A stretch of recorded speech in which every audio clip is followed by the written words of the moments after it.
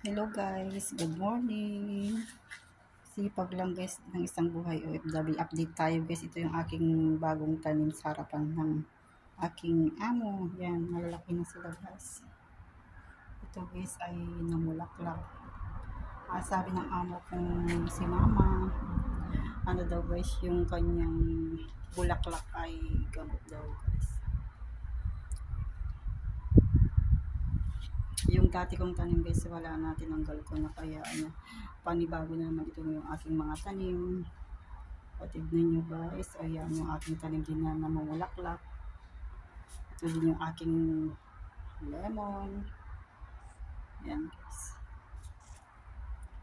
O diba, fresh na fresh guys yung aking mga tanim. Kasi araw-araw ko ito inalagaan guys.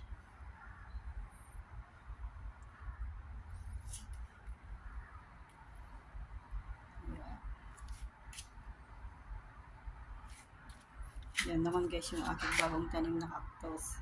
Medyo malaki na rin guys. So,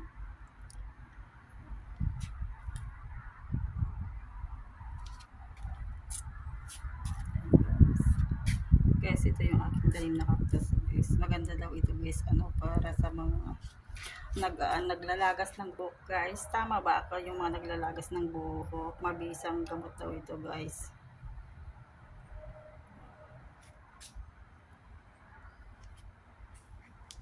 Ito guys yung isang buhay ng OFW.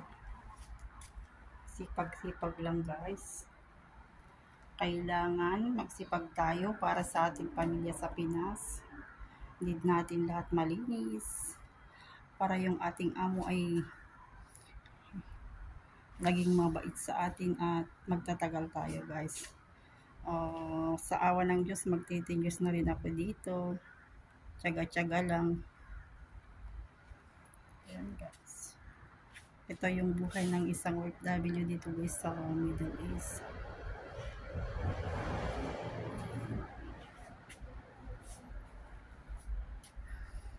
Thank you for watching. Please don't forget to click subscribe my YouTube channel, Galieta 11 Vlog.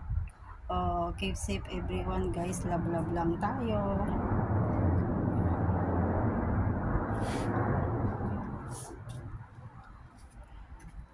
See you my next vlog again. Hope nagustuhan nyo guys ng aking upload na video. Sipag lang tayo guys. Need tayo magtanim para yung ating kapaligiran dito sa ibang bansa, sa bahay ng amo ay